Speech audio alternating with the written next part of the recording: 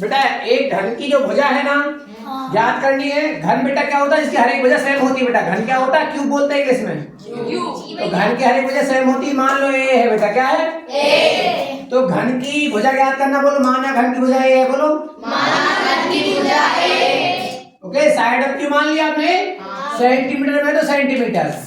आपको दिया क्या है, दिया है, बोलो दिया है। क्या दिया है, संपूर्ण पृष्ठ। संपूर्ण पृष्ठीय क्षेत्रफल, शॉर्ट में दिया मैंने। टोटल सरफेस एरिया कितना दिया बेटा, एस मान लो। ओके, वो दिया आपको 600 दिया है, 600 सेंटीमीटर स्क्वायर। बेटा टोटल एरिया कितना होता है बेटा, 6 साइड होती है इक्वल। तो एक साइड का एरिया होता है ए स्क्वायर। तो 6 साइड है तो कितना एरिया हो जाएगा, 6 स्क्वायर। बेटा आप ये सेंटीमीटर मत लगाना, 6 से काट दे, 6 कम 6 2 जीरो की 2 जीरो। बेटा 100 किसका वर्ग होता है, 100 10 का वर्ग से वर्ग कट गया, कितना आ गया साइड 10। घनाभ की ऊंचाई, घनाभ को क्यूबॉइड बोलते हैं। क्या बोलते हैं, क्यूबॉइड। क्या होता है, लंबाई चौड़ाई ऊंचाई अलग अलग होती है ना। माँ चीज समझ लो, क्या समझ लो आपकी, आपकी कोचिंग का कमरा क्यूबॉइड है बेटा। जिसके आधार का क्षेत्रफल 18, आधार मतलब बेस। अच्छा बेस में क्या होता है, आपके बेस में लंबाई और चौड़ाई। मतलब आपको दिया, बोलते ना दिया है, गिवन दिया है। अच्छा आधार का क्षेत्रफल, एरिया ऑफ बेस, आधार का क्षेत्रफल, एरिया ऑफ बेस कितना दिया है, 18 सेंटीमीटर स्क्वायर। बेटा क्षेत्रफल था लंबाई गुणित चौड़ाई कितना दिया है, 18।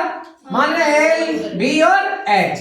अच्छा 18 दिया। और एवं क्या दिया है आपको, आयतन दिया। आयतन को वॉल्यूम बोलते हैं। वॉल्यूम कितना दिया है, 9। आयतन मतलब एल बी और एच। ये क्या दिया है बेटा, 90 दिया है। क्यूब बेटा, बेटा वॉल्यूम क्यूब में आता है। अब देखो आपको एल बी का मान 18 है ना, तो आप यहाँ एल बी का मान 18 रख दो, एच का बेटा सब इंटू में, इंटू ऐसे लगाओ चाहे, वो सब इंटू में कहलाते हैं। अच्छा 18 पानी में आता 90, कितनी बार में, 18 पंजे ऊंचाई कितनी आ गई बेटा। घनों का आयतनों का अनुपात दिया, क्या दिया, घनों के घन है, 2 घने लिखे, कितने हैं, 2 है ना। एक घन और दूसरा घन, एक छोटा सा मालूम बना दी, छोटा सा ना, 2 घन है, उनके आयतनों का अनुपात दिया है। देखेंगे दिया है, आयतन होता है V1 और एक का मान लो V2, उनका अनुपात दिया 1 और 64 दिया है। आयतन घन का आयतन होता है साइड क्यूब। क्या होता है, साइड। एक की साइड ए मान लो, दूसरी साइड बड़ी ए मान लो। क्या मान लो, घनों का कितना दिया है बेटा, 1 और 16। बेटा ये किसका क्यूब होता है, ये होता है 8 का। अरे 6 का होता है, नहीं 4 का। इसका होता है, इसका होता है ओके। 4 चुके 16, 16 चुके 64। बेटा 3 3 कॉमन ले लूं, हाँ 3 से 3 क्या हो जाएगी, कट जाएगी घात है ना।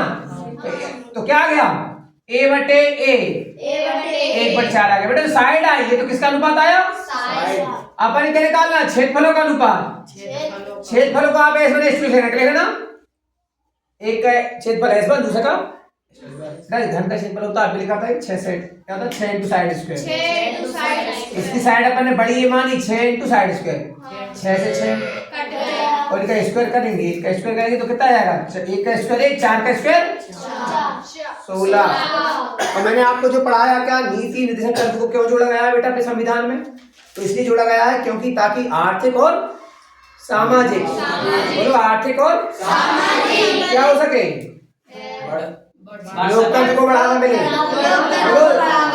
सामाजिक और आर्थिक लोकतंत्र को बढ़ावा देने के लिए क्या जोड़ा गया है बेटा, नीति निर्देशक तत्व अपने संविधान में जोड़ा गया है। और एक को पढ़ाया था मैंने आपको क्या, विधायिका, कार्यपालिका और न्यायपालिका के बीच अपने पावर को क्यों डिवाइड करा है अपने संविधान में, पावर को कितने भागों में बांटा है बेटा, 3 भागों है ना, विधायिका में, कार्यपालिका में और न्यायपालिका में। बोल रहे इसलिए बांटा गया है ताकि क्या ना हो पाए बेटा, पावर है ना, शक्ति, उसका कोई केंद्रीकरण ना हो पाए, मतलब एक के पास नहीं रहे, ठीक है ना, जिससे उसका अनुचित उपयोग ना हो।